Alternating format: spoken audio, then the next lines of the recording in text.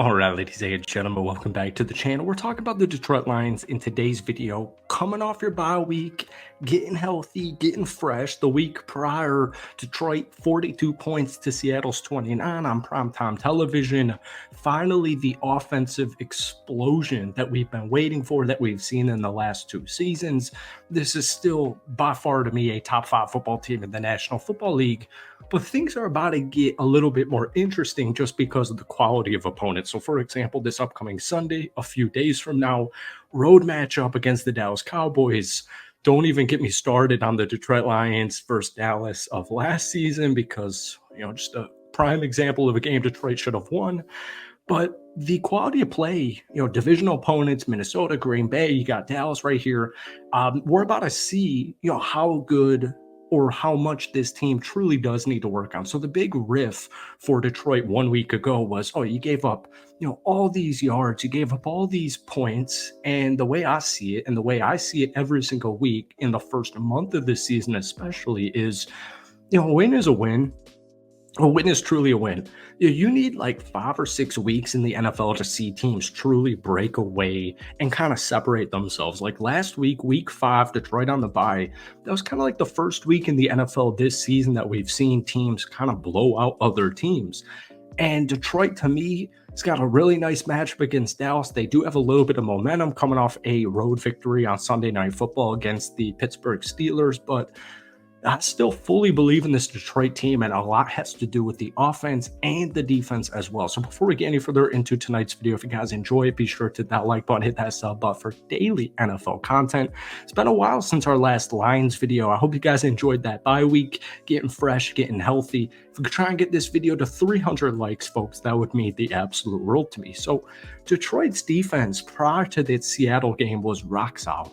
They held opponents to 20 points in week 1, 20 points, and then 13 points in week 3. They were giving up only 17.7 points per game. That ranked in the top 10 in the NFL. The offense, however, in the first 3 games of the season was a little bit lackluster. We were waiting for them to really see a level of consistency that we've seen in the last 2 years, being a top 5 defense in back-to-back seasons. They needed overtime technically in week 1 against the Rams to get to 26 points. They only had 13 points and 20 points in weeks 2 and 3. So that's why that Seattle game, to me, is a huge indication of things to come. And we're going to talk about a couple of players that are critical for not only this week, but just the rest of the season in general. 42 points against Seattle. Jared Goff, a perfect 18 for 18, threw for 292 yards, 2 touchdowns, threw to 7 different receivers. He actually threw to 7 different receivers who had more than 40 yards or more yards, which is pretty impressive. Jared Goff actually said he has had better games, but he broke NFL history there, going 18-18. So Jared Goff finally catching his stride, this offense in general getting its stride. But, one thing I've seen for some weird reason, like this outbreak of NFL teams or just like NFL, like just, random commenters having all these nitpicks in the first month of the season. It's kind of like a glorified preseason because of the change from 4 preseason games to 3 preseason games in the regular season, going 16 to 17. So to me, it's going to take a little bit for teams to finally gel. And like I was just saying, last week, even though the Lions had a bye, was kind of the first week of the season where you saw teams kind of really separate themselves as far as, the final score, the final point total. So Detroit technically had its worst defensive game this past, or 2 weeks ago at this point, gave up 516 yards. They allowed 29 points. 2 of those were from a safety from the offense. And still, even despite that, the defense has a lot of young kids, whether it's 3rd-year Aiden Hutchinson, whether it's Kirby Joseph.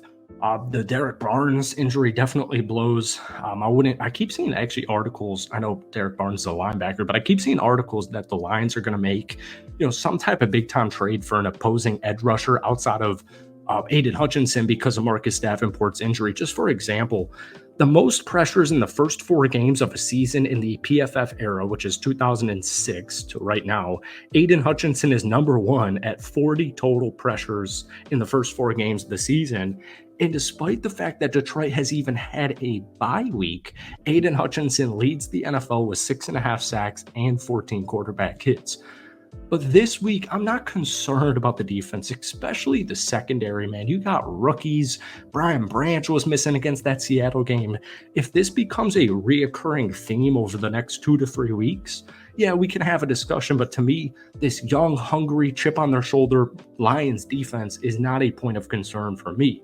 What I want to continue to see is this offense pick up where they left off. So the offense is ranked 17th in points scored. You're coming off the bye week. But Detroit's run game, it's been one of the best in the NFL. They have a 40% successful run play rate this season. That's the third best of all 32 teams in the NFL. Jahmyr Gibbs, especially, has been effective. Before contact, he's averaging 2.1 yards per carry before even being touched. That's the second best mark in the National Football League. This Lions offensive line, getting the center back, is one of the best. It's top three to me, the Detroit Lions offensive line. Dallas run defense has not been there. They are 31st in run defense DVOA. They're 32nd in rush defense EPA through 5 weeks. They're also allowing a 37% success rate, which is 5th worst in the National Football League. Two things I want to see this upcoming weekend, or at least I would love to see, is Sam Laporta getting involved. So Sam Laporta's route involvement, 82% share, and first lead target share, 15%, marked season high in week 4 against the Seattle Seahawks. He currently is the healthiest he has been the entire season, working himself back from that ankle sprain. He had a calf injury all of training camp, and this season would emerged as clearly top 5 tight end in the NFL off a rookie season. He only has 12 catches for 147 yards. So yeah, for my fantasy team, I would love for him to get going a little bit more, but he had 4 catches.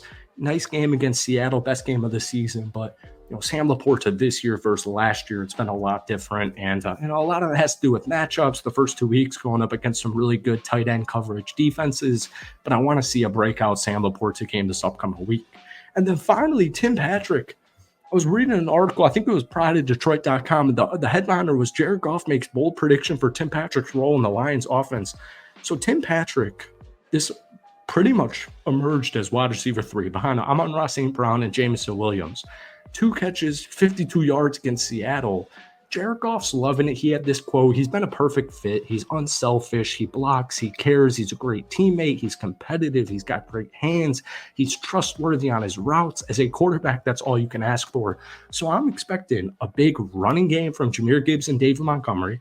I'm expecting an uptick in production from Sam Laporta.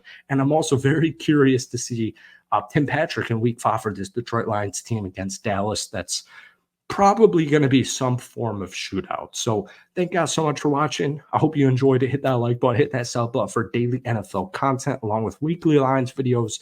Let me know down below a score prediction for Sunday's game against Dallas. We'll see you soon. Peace.